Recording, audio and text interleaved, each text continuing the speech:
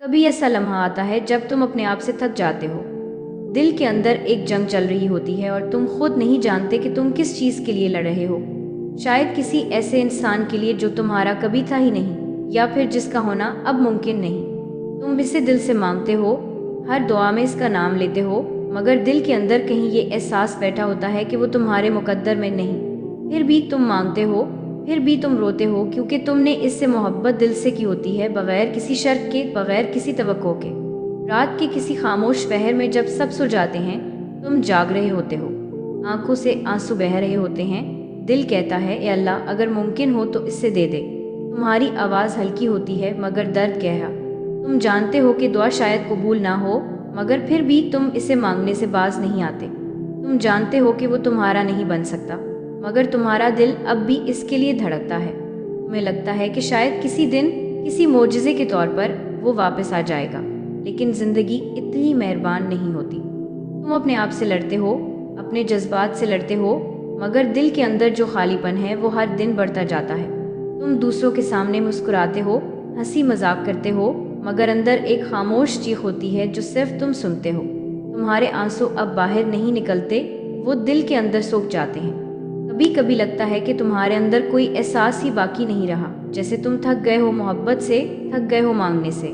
لوگ کہتے ہیں کہ وقت سب کچھ ٹھیک کر دیتا ہے، مگر وقت صرف درد کی شکل بدلتا ہے، اس کی گہرائی نہیں۔ وقت زخم پر پردہ ڈال دیتا ہے، مگر نشان ہمیشہ رہ جاتے ہیں، وہ نشان جو تمہیں ہر رات یاد دلاتے ہیں کہ تم نے کسی کو کتنا چاہا تھا اور وہ تمہارا نہیں بن سکا۔ تم جب کسی گانے میں، کسی بات میں، کسی خوشبو میں اس کی یاد پاتے ہو تو دل پھر سے ٹوٹ جاتا ہے۔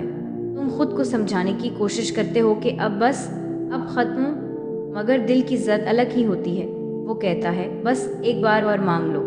کبھی کبھی تم خاموش بیٹھے ہوتے ہو، نگاہیں آسمان پر، دل میں صرف ایک سوال ہوتا ہے، یا اللہ کیوں؟ تمہیں جواب نہیں ملتا، صرف خاموشی، مگر اس خاموشی میں بھی تمہیں ایک تسلی ملتی ہے کہ شاید اللہ سن تو رہا ہے، بس وقت ابھی نہیں آیا۔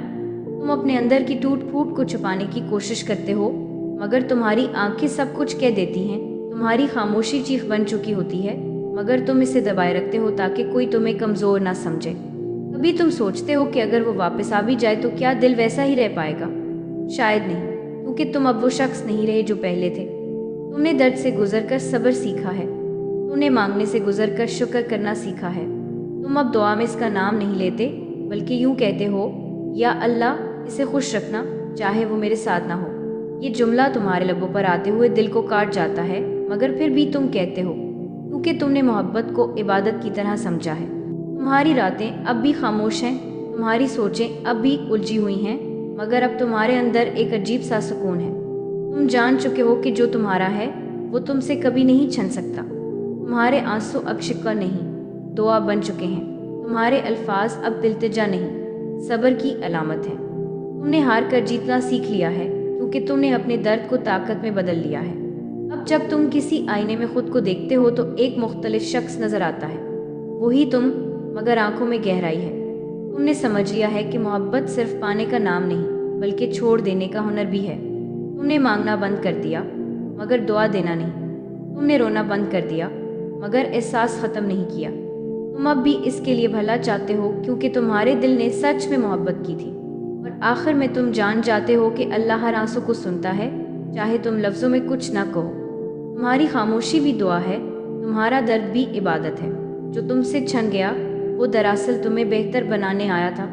تم اب وہ انسان نہیں رہے جو ٹوٹ کر گرتا ہے، تم وہ ہو جو ٹوٹ کر مضبوط ہو گیا ہے۔ اور ایک دن جب تم پیچھے مڑ کر دیکھو گے تو تمہیں احساس ہوگا کہ جو تم نے مانگا تھا وہ نہیں ملا، مگر جو تمہیں ملا وہ تمہارے لیے زیادہ بہتر تھا۔ اس دن تم اپنے دل کے زخموں پر ہاتھ رکھ کر کہو گے، شکریہ یا اللہ، تم نے چھینا نہیں، بچایا تھا۔